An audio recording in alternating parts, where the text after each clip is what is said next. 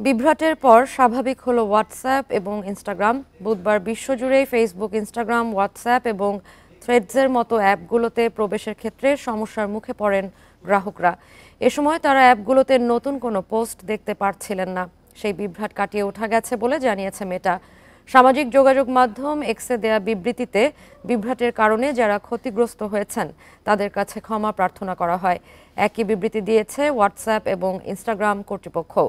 বুধবার সন্ধ্যায় 22,000-এর বেশি মানুষ ফেসবুক এবং 18,000-এর বেশি মানুষ হোয়াটসঅ্যাপ ব্যবহারের সমস্যায় পড়ার কথা জানিয়েছেন। এর আগে গত মার্চ মাসেও এমন বিভ্রাট দেখা দিয়েছিল মেটার ফেসবুক, ইনস্টাগ্রাম এবং থ্রেডের মতো অ্যাপগুলোতে।